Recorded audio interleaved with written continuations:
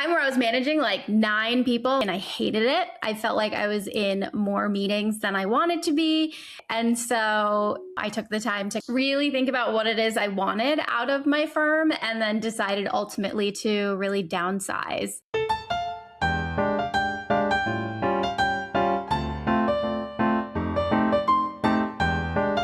Welcome to the You Are Lawyer podcast. Ruma Mazumdar, how are you? Good. How are you doing? I'm very well. I'm so excited to talk to you because you and I connected on TikTok.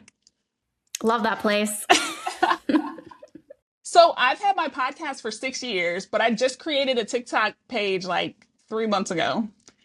And my assistant is in Canada and she was like, "Why aren't you on TikTok?" And I was like, "Oh, I'm already everywhere else. It's too much work." And it is completely ballooned. And like all these people are like, "Hey, I just saw you on TikTok. Want to be on the show?" Da, da, da. And I'm like, I've been missing out on all of this. I know. It's such a good platform, I think, just for reach in general and being able to just kind of tell your story without worrying about it being like perfect sounding. Exactly. Because that's how I feel when I'm on LinkedIn. I'm like, how do I want my former boss to read this? Right? Whereas on TikTok, you're like, oh, this is fun. Right. So, Ruma, would you tell everyone about you? What are you doing right now? What's your current role? So currently, I own my own law firm. I handle real estate transactions in New Jersey, and I also do estate planning in New Jersey. So all in the transactional work. I'm a solo attorney, so it's just me. And then I have a small team that includes my legal assistant and an operations coordinator. Yeah. I mean, that's a big deal. You're managing people. Yes. There was a time where I was managing like 9 people. I grew my firm that big and I hated it. I felt like I was in more meetings than I wanted to be.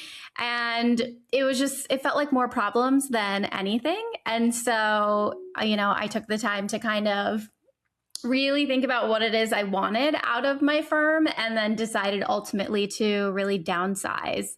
And I worked on that like all of last year. Okay. So let's get into that. At one time, it was up to 9 people. The management of it, the meetings, all of that kind of stuff. Was it a difficult decision or was it pretty obvious because you were like, I like the work, but not the day to day. I have to make a change. Yeah, I mean, it wasn't very obvious until I had a meeting with my CFO bookkeeper and we ran the numbers and it just didn't make sense to have all of that staff for, the financial situation that my firm was in. And it wasn't that it wasn't profitable. It was profitable, but it was such a low margin that I was like, okay, I definitely have overstaffed and there's a lot of inefficiencies. And I'm probably not leading the best way that I could be. Yeah. That's fascinating to hear because often people do not hire quick enough, right? And it looks like you were like, oh, let me get this off my plate. I know how to delegate. And now you're like, wait, now Yeah, 3 people are doing the same thing. Yeah. exactly. I think I got to a point of like I stayed really small for the first, I would say 3 years. And then I was like, okay, I really want to like grow and scale and like have a multi-million-dollar firm. And I was also in like coaching programs that kind of like, force that sort of thinking on you. Right. So it's like bigger, bigger, bigger, more, more, more. And so I got caught up in that, even though I wasn't, I kind of lost like the why in all of it. So I went from delegating to really abdicating. And so it was problematic. Yeah. Yeah. Okay. So let's get some background. Where did you go to law school? And are you from the New York, New Jersey area? Yes, born and raised Jersey girl.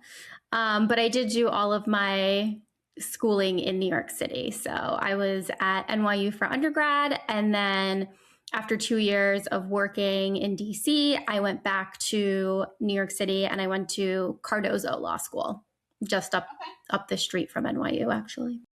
I love that because I worked between undergrad and law school as well. And I think it makes you a better law student. Yeah. And, people at 22 like can be super mature and like, definitely I would say I have a more mature profile as well. But the time that I took off in between was just invaluable because it helped me really hone in on seeing what the legal world is about, whether I actually want to invest 3 more years into it. And, and at that time too, thinking about it financially, because undergrad was so expensive, and then, law school was going to be expensive as well. So that was something I also knew that, like, if I wanted to go to law school, that would be a financial undertaking, like, for myself. I'd have to figure out the loans and things like that. And, was it something that I really wanted to do? Yeah. So your jobs between undergrad and law school, were those legal roles? Yeah, so I went to, and it's so funny because, like, it was crazy. I was graduating NYU, like, without a job. Like, but on graduation day, I finally got a phone call from this top law firm in Washington, D.C., being like, we're offering you the paralegal position. And I was just one row behind going up on stage to graduate, and I, like, heard, like, the voicemail come through, and I was just like, I turned to my girlfriend and was like, "Oh my god, I'm not graduating unemployed." Because that's a big deal. Yeah, because I was just like, I had been applying to jobs forever, and the market, it was so competitive too, especially trying to go into that paralegal role at a top law firm. And I was doing that, like, on purpose, because I just wanted that sort of pedigree in the training. And, like, the advice that I'd gotten is that if you wanted to set yourself up well in law school and post law school, this is kind of the way to do it.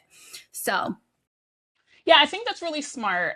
I've definitely talked to paralegals on this show who that's their expertise. And then I've also talked to paralegals that want to be lawyers, because it's not always the same, right? It's a similar skill set, but it's not just being a paralegal is being a lower attorney. A lot of times people love that role because you really do get to get your hands dirty and get into a lot of it, versus the attorney who sometimes comes in towards the later end, signs off on stuff, or if you're doing litigation, they're definitely involved. yeah, and, the paralegal brain that I really developed was also invaluable to, like, when I decided to go off on my own and launch my firm, because paralegals are operators. Like, we are so organized. I was dealing with huge litigations. I had to run, oftentimes, like, trial prep, meaning, like, getting all the binders and exhibits, and, like, we'd have hundreds of exhibits. Like, I was working at Covington and Burling, like, big pharma, defense, place. So, not that I'm proud of that, but, like, the training that I had gotten in managing a case, at that point was, like, crazy, because these are multi-million, multi-billions on the line. And being put in charge of that operational organization was just, like, invaluable to, succeeding later on. Yeah. So let's jump to running your own firm. You were talking about margins, things like that. Did you always expect to be a business owner? Because running a law firm is running a business. Yeah, no, I actually ran from it because my parents are business owners.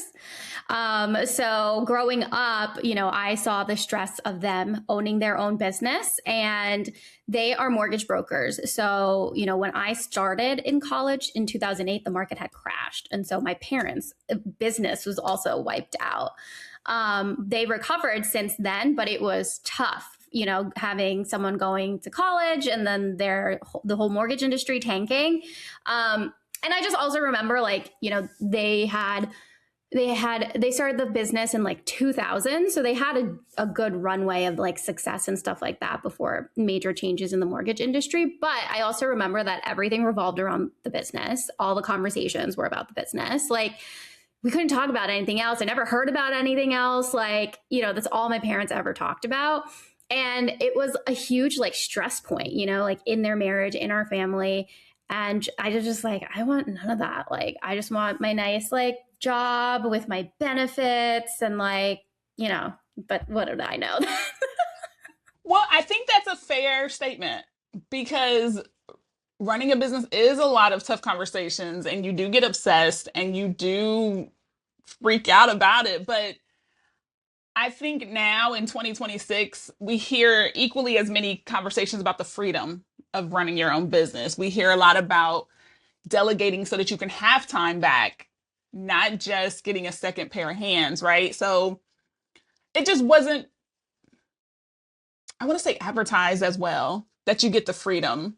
Yeah, exactly. And I think, I didn't see my mom really have the freedom until much later in her business too. So, my mom was kind of the brains behind the whole thing. Like my dad was happy working for other people, but she was like, no, like half my commission is going to my boss. Like that is not a way to live. Like I have big dreams. I want my girls to like go to the best schools, all that stuff. She wanted to like live in an affluent neighborhood in New Jersey. Like she changed our lives, like from where I grew up to like where we ended up going and whatnot. So, her hustle and drive there, like led her to work like constantly alongside my dad, obviously too.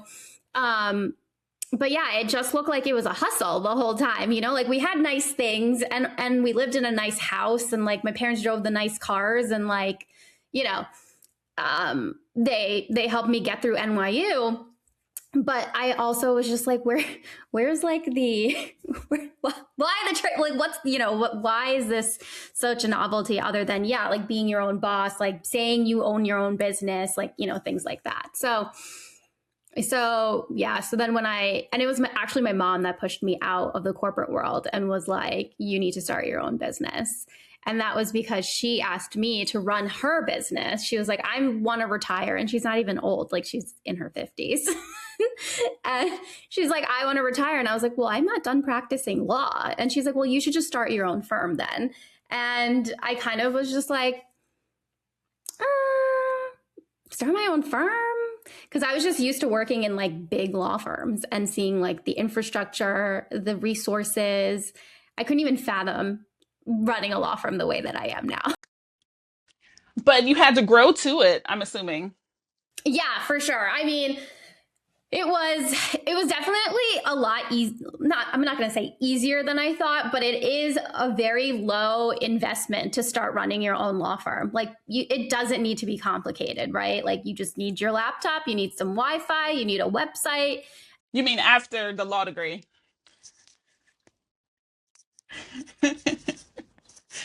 But I think, not to trivialize it, but law school teaches us to solve problems. And you start a business because you figured out a way to solve someone's problems on a larger scale. And so that does make it easier for us to become business owners. Even though we don't think about it, we're like, I just did all this really hard stuff. I was just at Cardoza. I survived the 3 years. Oh, I need an LLC. Oh, I need to learn how to hire. Oh, I need to get a bookkeeper, right? You're just like, these are small things compared to what I've done. Yeah, exactly. I mean, they're all very scary though the first time you do it, because I was like, well, who do I go to open an LLC? Could I have done it myself? Yes. But I was like totally freaking out that I didn't want to file the wrong registration online, have tax issues, blah, blah, blah. Right. So I'm like, who do I go talk to? Like, but the nice thing is like, there's so much information out there and like really big communities for people, like especially small law firms. I was like in Facebook groups before I launched my firm just to kind of like absorb information, ask questions, figure out where people go. And then I was like, okay, I think I can do this. And then you kind of learn to like roll with the punches. But yeah, the biggest thing that law school teaches you is like how to think, how to problem solve, how to spot the risk, and then be risk averse, which is a lot of running a business too. It is. It is. And the ironic thing about this podcast is I'm always trying to celebrate the risks people have taken because we all take really big risk, right? Going to law school is a risk. Going to college is a risk. Deciding to start your own business is a risk. And moving to DC from New York. And we kind of are like, well, of course I did. It was my one job offer or the one that was the best. It was still a risk and it was still something that you chose to do, right? And so I think as lawyers, like, we should take bigger risk because we know we'll be okay. We know how to mitigate it, or someone's in your phone that you can call and they'll help you out. And I love that you said that too. But I think the thing is, like, we just think of it, like, we just kind of like glaze over it too, because it's just like, that's what you're taught to do. Like, you just have to do it, but you don't stop to pause to be like, yeah, that was a big risk. And like, look how you did. And like, you can keep going and you can keep doing, I feel like the legal profession, just like, the better you do it, the more work you get, right? It just rewards you with like more work, more problems, more drama. But it's really important to like pause and be like, I did that. You did. Okay. So let's fill in some gaps. You get to Cardoza, you get out of school. Do you work for a different firm? Do you go back into big law? What do you do between that? Yeah. Yeah. So what I did was, so after working at Covington and Burling, I was like, I definitely don't want to be at one of those like white shoe firms, because it was a white shoe firm. I was like, it is so big. It is so intense. You know, even as a paralegal, like I had to sleep at the office a couple of times, you know, and I was like, I can't imagine that. And I saw firsthand, you know, senior associates, just like the life, right? Like I got to just this 2 year, this fishbowl that I got to observe was like, I learned so much. So I was like, I knew what I liked, what I didn't like. And so I was like, that's how I'm going to scope out my opportunities during law school. I was fortunate enough in my first year to get like this diversity scholarship, you know, program through the New York Bar Association. And so what they do is in your first year, they place you at law firms in New York City, everything from like really small ones to the top big ones. So I was like, I want to go like right in the middle and see how that feels. You know, what kind of experience do I get? So I went towards like a mid-law firm. I think it was between like small to mid-law, I would say. And I was like, oh, I really like it. You know, the starting class is a lot smaller. Like you get more, you know, hands-on training. You also get like bigger research projects to begin with, you know? So I was like, okay, I do like this, you know, but then I was just like, I don't know what practice area do I want to land in? So when I did my 2L year, you have that normal recruiting cycle and you have like OCI and everything like that. So I applied to a bunch of like, I would say mid-law type firms too. And then I ended up with an offer at Fox Rothschild, which is a national law firm. And then subsequently I was given an offer after my 2L summer to start there as a actual associate. How long were you an associate? Let's see, at Fox Rothschild, I was like there for 2 years. And then I went to Ackerman, another large law, like national firm. And I was there for 2 years as well. And then I went off on my own. So 4 years. Yeah. So your firm started before or after the pandemic? Like in the middle of it. Okay. Okay. Yeah. So end of 2021. Okay. I got out of law school in 2015. I wanted to do like small nonprofits or work for the Army Corps of Engineers. My roommate wanted to do big law. So we were looking at completely different things, not competing for OCIs, easy. Of course, I end up in a mid big law firm. She starts working small. But I fell in love with it. I ended up managing a department of paralegals, and we served 5 of our 8 offices, about like third-party sellers and Amazon litigation, early 2016, right? And then the pandemic happens, and only the senior partners had laptops, right? All of the paralegal staff, all of the managing operation staffs were on a desktop computer. And that was where the whole world like change, especially for even legal offices, because we were still doing your draft copy is on pink and then it's on yellow and then when it's final. So we were not wasting so much money, but we were enjoying the times of being in the office and all of that stuff. And so when it switched, it was really hard for my team to switch to being virtual. And that's when a lot of people were like, I can do this on my own. And that was when I started this podcast. And I was like, well, I have all this time at home. What else can I do? Right. So I asked you that question because when you're faced with like a global pandemic and wow, everything is so like in your face that we're not going to have forever, it makes you take risk. And I don't think it's a surprise that with 4 years of experience, you were like, okay, I'll take a chance on myself. Let's see what's next. Yeah, it was interesting timing because we like my office, they quickly like moved to get everyone situated with a home office. Like they shipped me monitors, they shipped me my like new mouse pad, they shipped me a docking like they were like, here you go, continue, you know what I mean? And the thing is like I was also working with one of my best friends. We were both in the same group. So it was like awesome. And her and I, we always kind of bullied our boss at the time, like my boss at the time, to be like, hey, we want to work from home on Fridays. And he was like old school mentality. Like, if I don't see you in the office, like you're not working, you're not being productive. Right. So like when the shift happened, like her and I were just kind of like, obviously this whole situation sucks that like we're home. And the reason we're home, but like we adapted so quickly because it was something that we were already trying before, you know, we shut down as a firm in general. But in that process, I was just like, oh, everything really can happen virtually. Like there is a much better way to do all of this. So, in March 2020, when everything shut down, but I didn't leave the firm, until August of 2021. So I was fully kind of seeing how things reoperationalized and like how to do everything from home and things like that before, really taking the leap. But yeah, I also was like, I don't think I ever want to go back into an office or commuting that much or anything like that. So when I started my firm, I also did it with the concept of it being remote because I wanted to just have that sort of life. And it was something that was really hard at the beginning because most people were like, what is a remote law firm? Like, what does that mean? And I was just like, I don't need to be in front of you to give you my services. I remember I started working in a Columbus law firm and I stayed with the same firm, but I was transitioning to their Cincinnati office.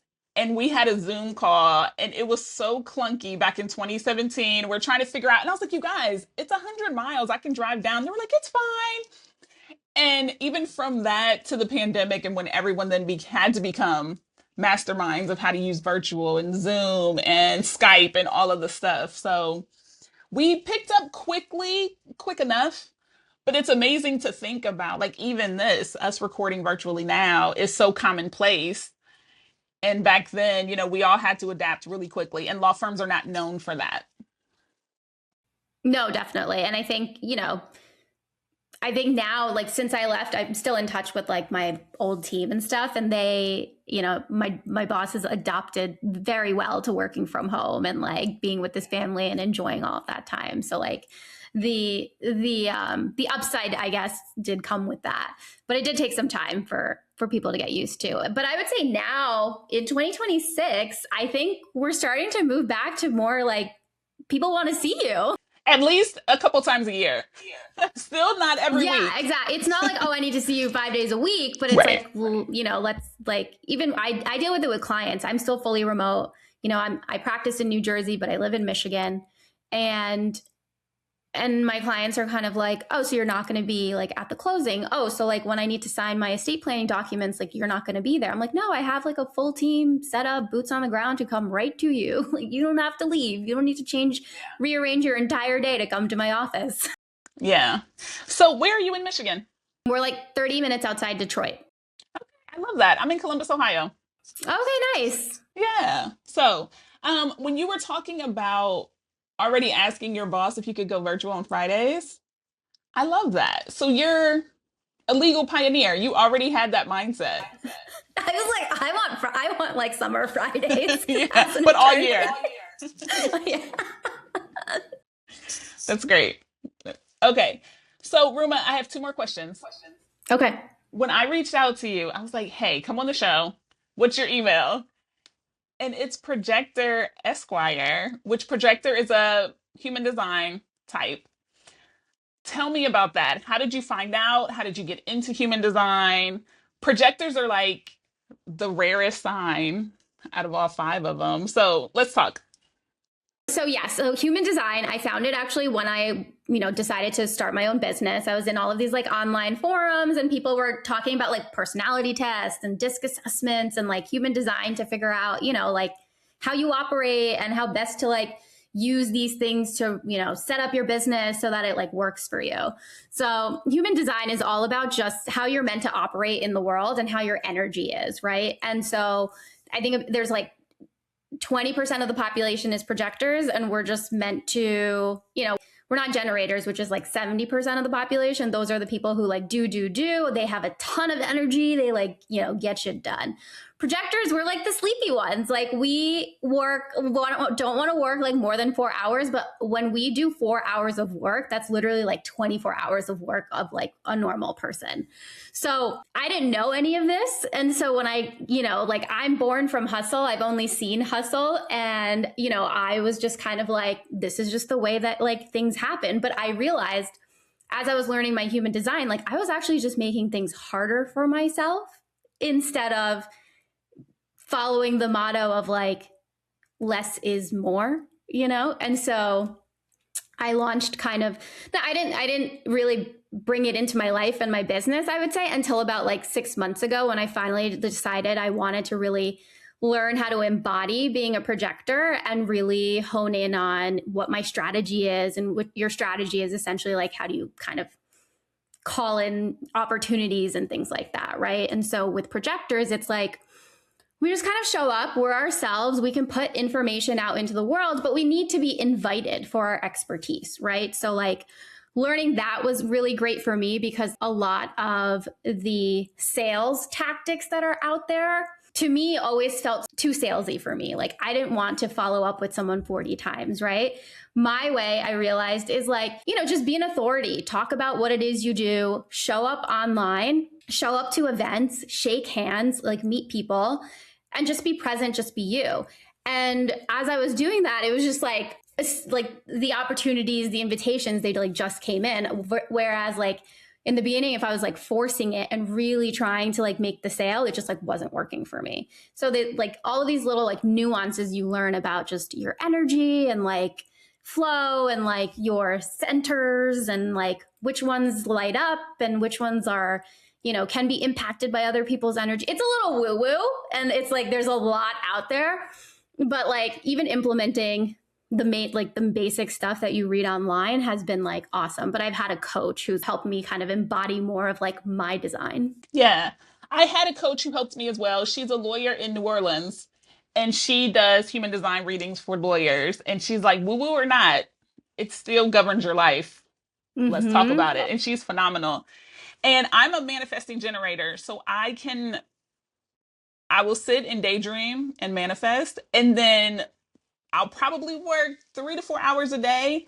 But when I'm generating, I can do like 3 months worth of stuff, but I have to see it first. So it's interesting because I only record on Fridays, but then this recording is for September 2026. So it's like, oh, yeah, oh, you have a work day today. Fine, okay. But it's so far because that's how I have to have it that speed. And I always thought that I was being rebellious. Like I thought it was like I work hard and then because I worked hard, I take a long break. And it's like, no, now you need to manifest the rest of that energy to generate the rest. And I was like, wow. Yeah, Yeah. exactly. I learned like I need rest. Rest is actually very important for projectors. I also learned like our signature is success. Like you are meant to be successful. You don't actually have to try that hard. Yeah. So my last question, and I ask every guest, what would you say to a young lawyer, 5 years or less practicing, or a law student about what they can do with their law degree? The world is your oyster, honestly. Like, I think you can do anything you want with a law degree. It is one of those degrees that can be transitioned into anything, even if you don't want to be a lawyer. Like, I'm meeting with someone next week who went to law school and then worked in a firm, hated it, went into like business insurance, and now she helps like high net worth, individuals with like risk and protecting against risk, right? I know lawyers who have like florist shops, right? Lawyers who become coaches. So like you can literally do anything. Yeah, I love that. And it's so true. You can literally do anything because the law degree is always going to be an asset. It is. One, it just gives you authority because you went through 3 years of what people know is insane. And then, and if you do have a license, it's even more authority because that means you sat through studying for like one of the hardest exams ever. And then eventually if you practice and you transition, you just have a different level of respect that you get because you're a lawyer or an attorney. Yeah, absolutely. Thank you so much, Ruma. I appreciate it. Thank you.